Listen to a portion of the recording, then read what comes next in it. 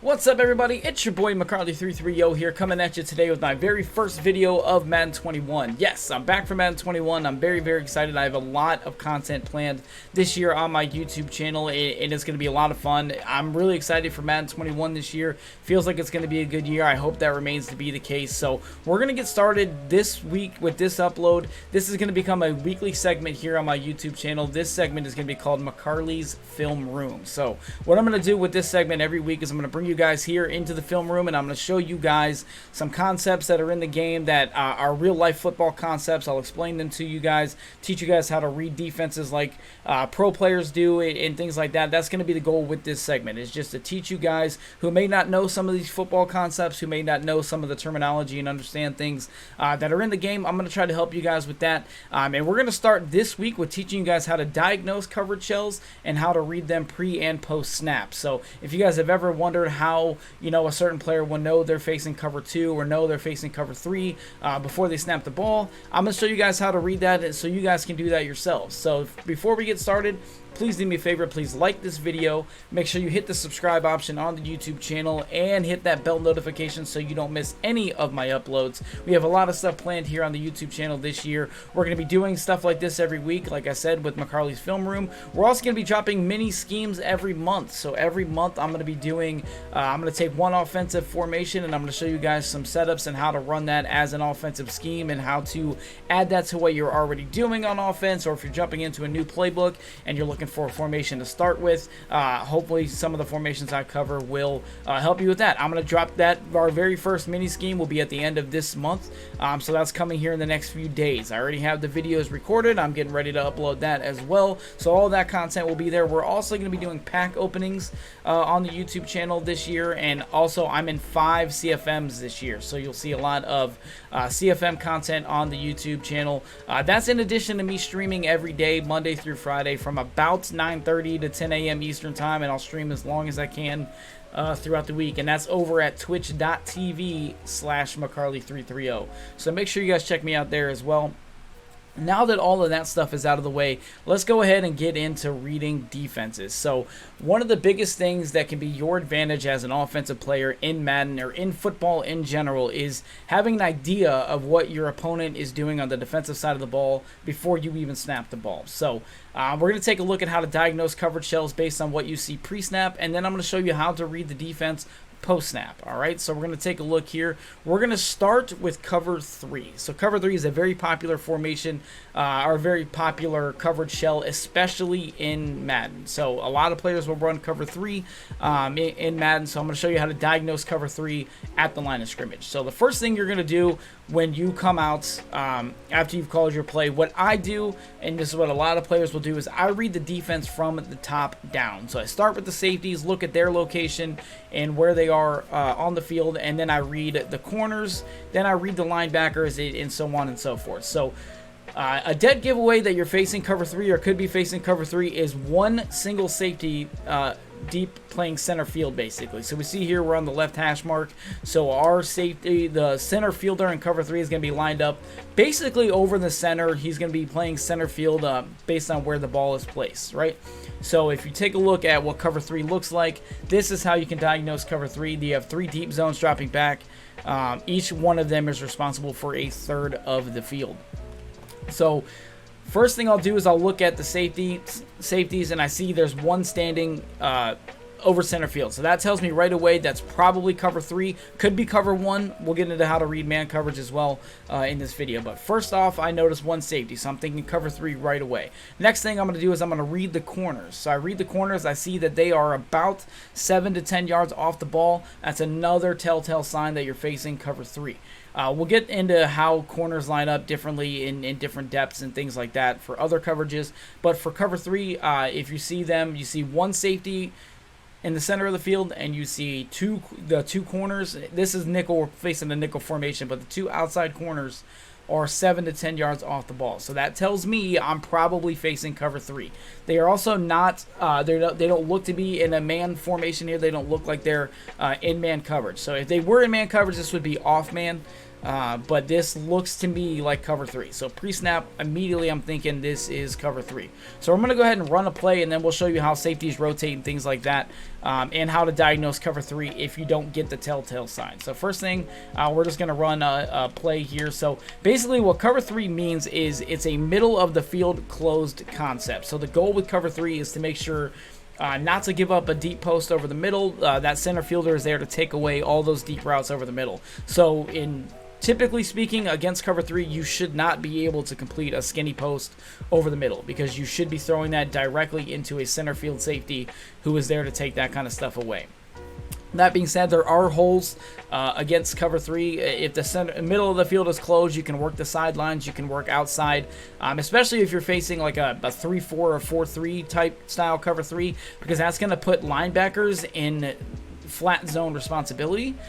So that opens up the sidelines even more if the linebackers are in the 4-3 or 3-4 are responsible for playing curl flats or cloud flats, hard flats, whatever it is, because it's going to take them a second to get over there into their responsibility, because they're typically in the box in like a 3-4 or a 4-3 setup. So cover 3 means middle of the field is close. So your immediate thought should be, I'm not going to try to complete a skinny post over the middle of the field if I'm facing cover 3.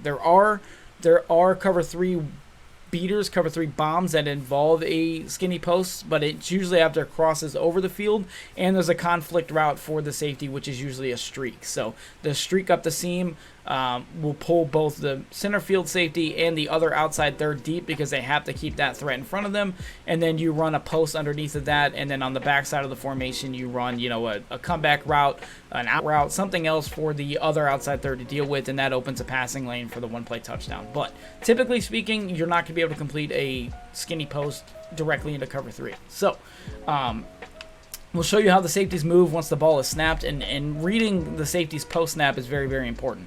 All right, so we're just going to snap the ball here, and I'm just looking for anything I can find. I'm going to throw a check down here. All right, so now let's take a look at the replay, and we'll see how these players move once the ball is snapped.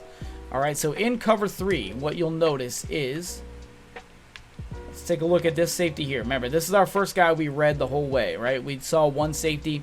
We were immediately looking at him. So when the ball is snapped, you'll see he drifts back right into center field. All right, so that's another dead giveaway of cover 3. If this was cover 2, he would have branched out this way, because he would have been in a deep half responsibility.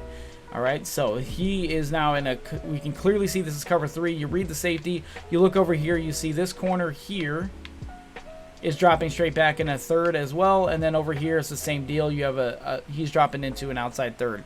So that's cover 3.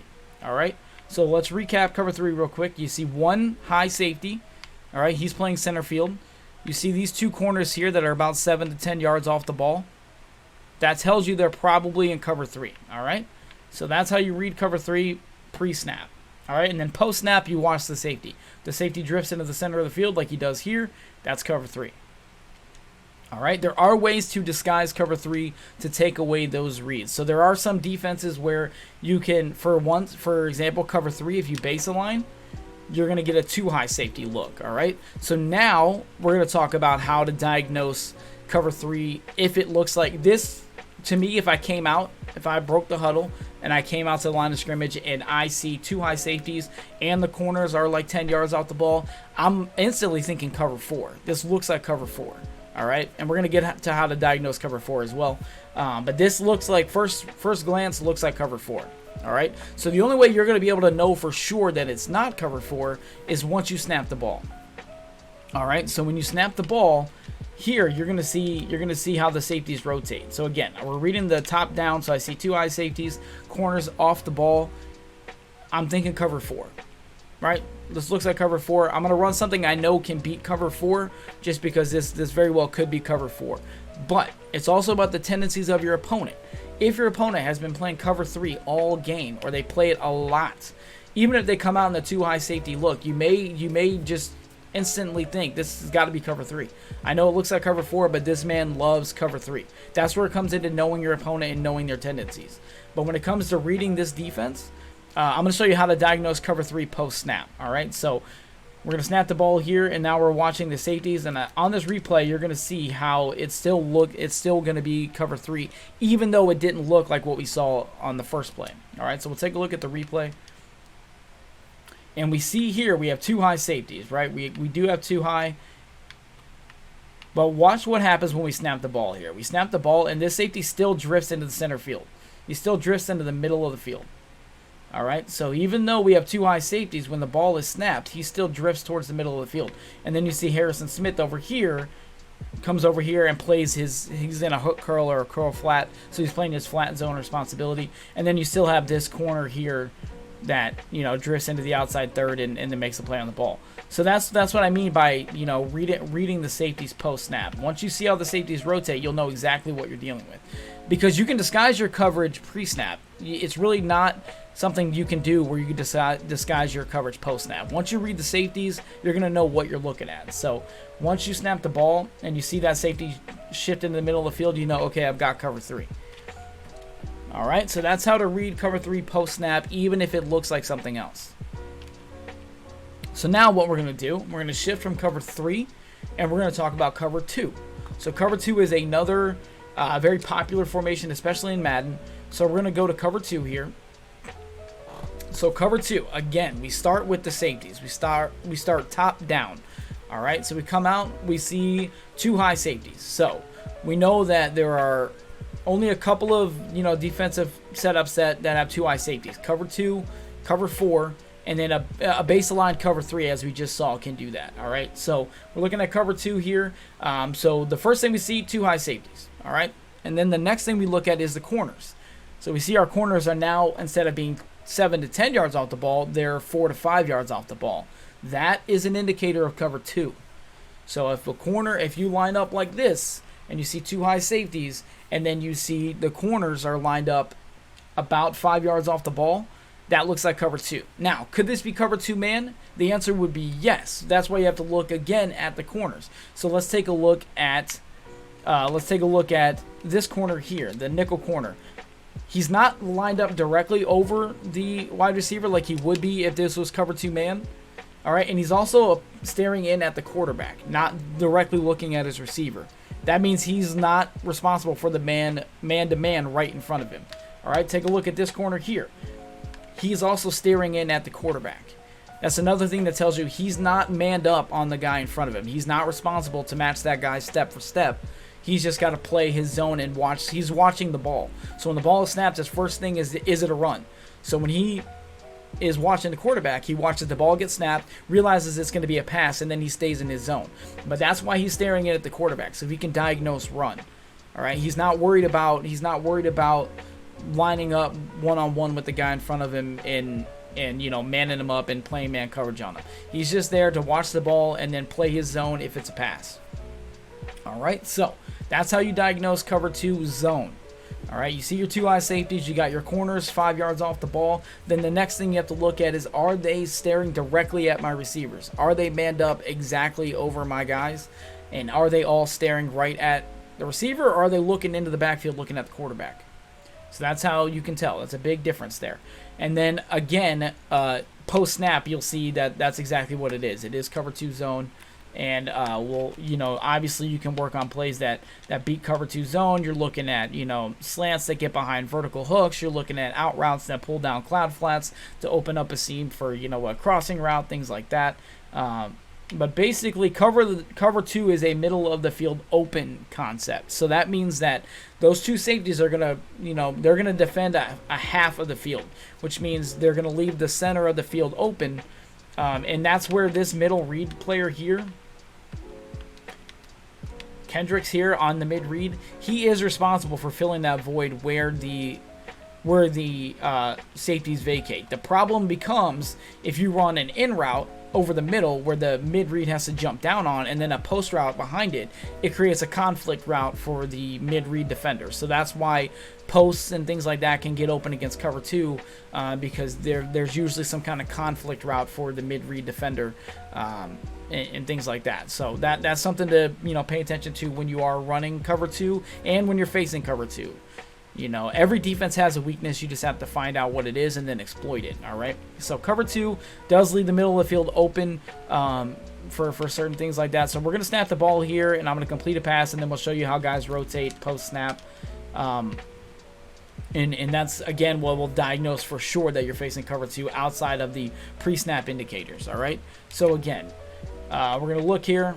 Pre-snap read is safeties. We see 2 of them, and we see they're both, you know, standing, you know, they're far apart, looking like it's definitely cover 2. Corners are 5 yards off the ball, staring at the quarterback, not at the receiver directly in front of them.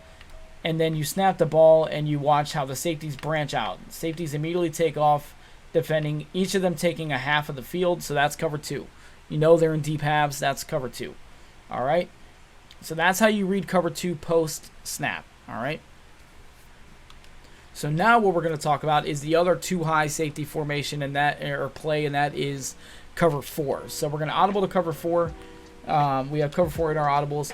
Cover 4 quarters is different than actual cover 4. I'm not going to cover cover 4 quarters today. We're talking strictly zone defenses today and diagnosing coverage shells. Cover 4 quarters is not a spot drop zone coverage. It's actually man match. And there are a lot of rules with it, and it's you know, something that is pretty complicated to explain, but once you understand the rules, it's very, very simple to run once you understand the rules. And we will cover that at some point. Today, we're just going to focus on spot drops and how to diagnose coverage shells. So we're going to be in cover 4. I'm going to drop the match rules for cover 4 so that it plays like a regular spot drop zone. So, diagnosing cover 4. Much like we did with the 2 high cover 3 look, we're going to look at the safeties first. We see they're still lined up. We have 2 of them. And then we look at our corners. We see how far they are off the ball. That's 7 to 10 yards. Instant indicator of cover 4 right there. All right, because cover 4 has 4 defenders that split the field into quarters instead of thirds or a half. So now you have 4 deep zones in cover 4. All right, so in cover 4, you have 4 guys dropping deep off the ball. They're all responsible for a quarter of the field.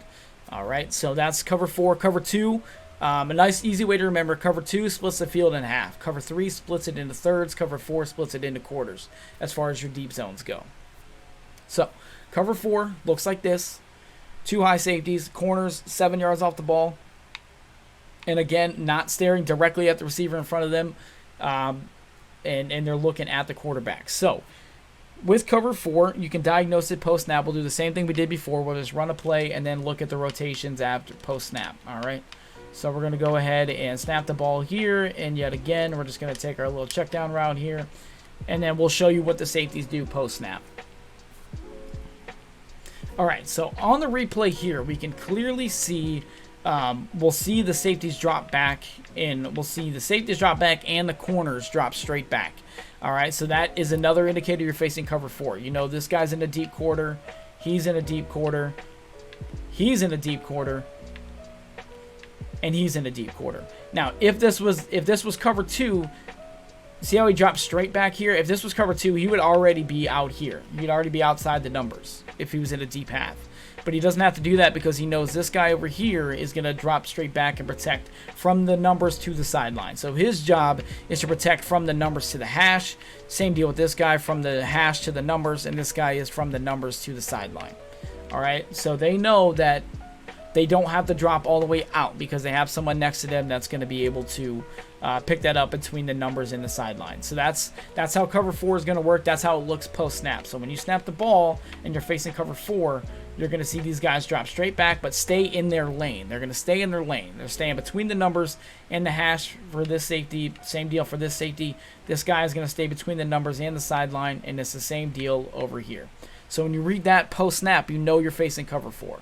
All right, these have got to be quick reads, and the more you face these coverage shells, the more you do this in practice mode, the more you'll understand what you're looking at post-snap, and you'll be able to make these reads quick. It'll be second nature by the time you're done. All right, by the time you get enough reps and by the time you're used to all this stuff, you're going to know these coverage shells right away. You're not going to have to look at your previous play and be like, "Oh, was that cover 3? Was it cover 2? What was that?" You'll know the base shell. And then from there, you have to worry about what your opponent doing to adjust his defense, you know, to what you were doing on offense. That's another thing you'll pick up over time. You just have to pay attention to the little details. But what I can teach you is how to, read the base coverage shells and how to diagnose them post-snap. All right, and then after that, all you have to do is make a read, find your open receiver, and take what the defense gives you. That's the same thing they do in the NFL. It definitely works in Madden too. You take what the defense gives you. There's always going to be something, whether it's what you want or not. That's a whole different story. Sometimes you're left with just taking, whatever you can get to keep the ball moving, and that's okay. Your opponent's defense will give you something. You just have to figure out what it is and then take it. All right, so that's how to read cover 4 post snap. So there's one more defense coverage shell that I want to talk about that definitely can give some people fits. And I'm talking about cover 6 or cover 9, right? So cover 6/cover 9. Cover 6 and cover 9 are the same thing. They're just flipped. All right, so what cover 6 is cover 2 on one side and cover 4 on the other. All right, so we're going to find a cover 6 here, and we will show you what cover 6 looks like. All right, so cover 6 looks like this. All right, so we're going to run a cover 6 shell here, and I'm going to show you how to diagnose cover 6. Let's just do doubles flex. Doesn't really matter. Okay, so cover 6. This is how you can diagnose cover 6.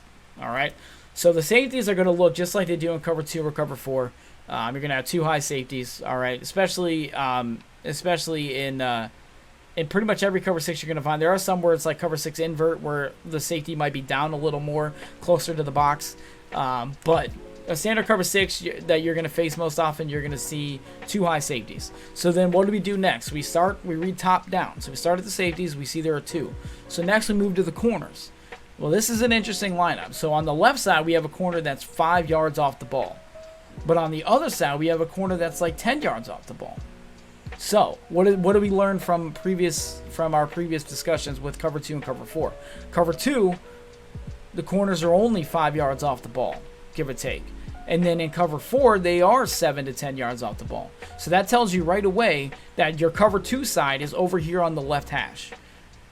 All right, so your cover 2 side is on the left side, which means there's a deep half, which means if we know that the cover 2 side is on the left hash, that means this safety has to be in a deep half responsibility. And he is. All right, so this is your cover 2 side. You have your cover 2 here. You have your deep half safety. You have your vert hook that you also see in cover 2. And then you have your cloud flat. And then over here on the cover 4 side, you have your outside quarter. You have your quarter flat or curl flat. And then you have your other outside quarter. So you have your cover 4 side on the right. So that means decide which side you want to attack. You run your cover 2 beater to the left side. You run your cover 4 beater to the right side. All right, so that's how you attack cover 6. You diagnose which side is which, and then whatever beater you have, you run that beater to that side. All right, so you run your, if you want to run a streak and an out route with like a slant coming over late, you can do that to beat cover 2. You can run an out route with, you can run a deep out route with like a flat route over here to the right to beat cover 4. Really you just take your pick. Whatever beater you want to run, you run it that way. So then you just, you take your little check down route. Obviously it was incomplete there, but you just attack what your opponent's going to give you. All right, you can attack the cover 2 side, you can attack the cover 4 side. That part's up to you. But that's how you diagnose cover 4. And we'll take a look post snap and it'll confirm what we already thought. So we see him drop outside the numbers. That's a deep half. All right. So when you snap the ball, you see the safety go outside the numbers. That tells you he's in a deep half. You snap the ball and you see him kind of stay in his lane. He goes straight back between the hash and the numbers. He's in an outside. He's in a deep quarter. So he's obviously playing a cover 4 type responsibility. All right. So that's diagnosing cover 6. All right. So far today we've covered how to diagnose cover 3. Cover 3 when it shows too high. We've diagnosed how to show or read cover 2. We've covered cover 4 and we've covered cover 6. So that is those are your base zone coverages. And that will, you know, help you a lot in determining coverages and what you're facing and things like that. If you're facing man coverage, if you think you're facing man coverage, one way to tell for sure is to, you know, if you were to come out and think this was man and you're not sure, because that corner's kind of looking directly at your receiver, motion that receiver across. If that guy doesn't follow him step for step all the way across the formation, it's not man coverage. All right, if he was manned up on that guy and that was his responsibility, he would have followed him all the way across the formation. All right, so that's how you can read man coverage as well and know that's what you're facing, at least on one receiver and things like that. So if you're worried about man coverage and you want to know, motion a man from one side of the formation to the other. If the guy directly across from him is following him step for step all the way across the formation, he's in man coverage. All right. So that is going to conclude today's film session. I hope you guys learned a lot about how to read coverages. I hope you understand how to diagnose them post-snap. And we are going to be back next week with more football concepts that we're going to discuss here on the YouTube channel and discuss how to use them in your offense and how to counter them if you're facing them on defense. We're going to talk about all that stuff next week. I hope you guys enjoyed this video. Don't forget to like and subscribe. Again, we'll be back next week, and stay tuned for our first mini scheme of the year. That's coming later this week on the YouTube channel as well. So stay tuned, guys. I hope you enjoyed. Until then, I am McCarley330. I'll catch you next time.